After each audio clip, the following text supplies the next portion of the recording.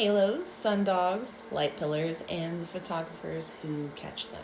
Have you ever stepped outside in winter and the sky is just casually doing geometry?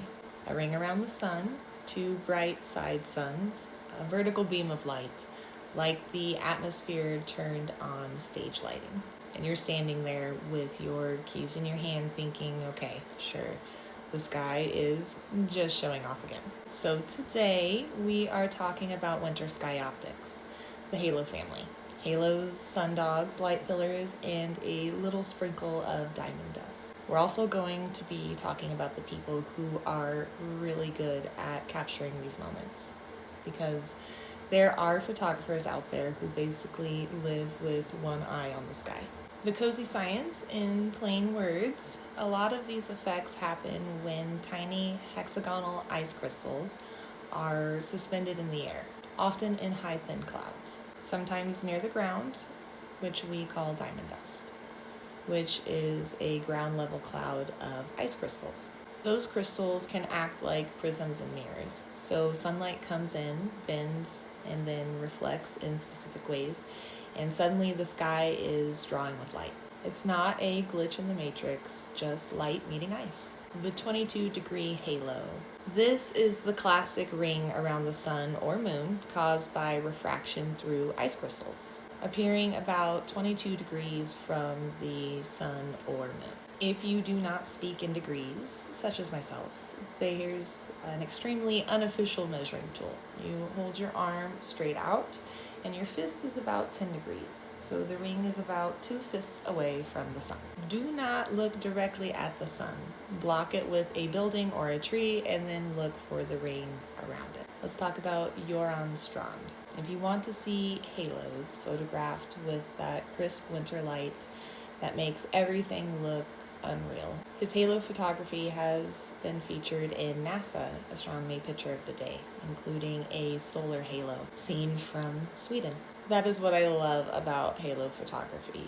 The best ones always look like you're seeing the atmosphere's skeleton for the very first time. Sundogs are those bright spots to the left and right of the sun. They are commonly caused by plate-shaped hexagonal ice crystals oriented mostly horizontally and acting like tiny prisms. Sometimes you can even see bits of color, often a reddish tint closer to the sun. Now, let's touch on Les Cowley. If you have ever Googled why the sky is doing something weird and ended up falling into a rabbit hole at 1 a.m., there is a good chance you landed on atmospheric optics created by Les Cowley. It is one of the best resources out there for halos and other atmospheric optics, with explanations and photographs that make you feel like you are learning a new way of seeing. There is something comforting about it, like, no, you're not imagining it, and yes, this happens, and yes, it has a name. Light pillars are vertical columns of light, often seen above or below the sun when the sun is low or around streetlights and other bright lights on very cold nights. They occur when light reflects off ice crystals, often flat plates drifting with their faces mostly horizontal. Diamond dust. Those tiny crystals near the ground can be associated with these. Mike Hollingshead is best known for storm photography, but his work is a reminder that weather photographers are basically professional noticers. He runs Storm and Sky, where he shares huge archives of weather imagery and sky drama. This is what I love about photographers like this. They train their eye and then your eyes, and after you see enough of their images, you start noticing more on your own in the sky. So why does noticing matter? Here's my reason, beyond it just being absolutely beautiful. When you notice halos and sundogs and pillars, you are learning to read conditions. You are learning that air is not empty.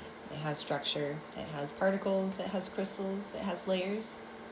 And even if you never say the word refraction out loud, your brain truly starts to understand what weather is and notices it more than just a background. It is a living system with patterns that you can actually see.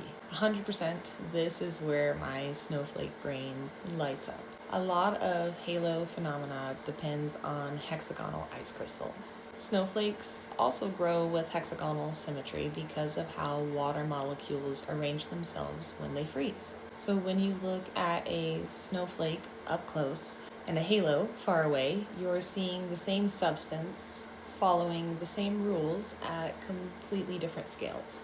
One fits on a fingertip and one wraps around the sun.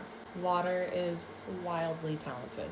On cold days, especially when you see thin, milky, high clouds, look around the sun, not at it. If you see one bright patch, check the other side.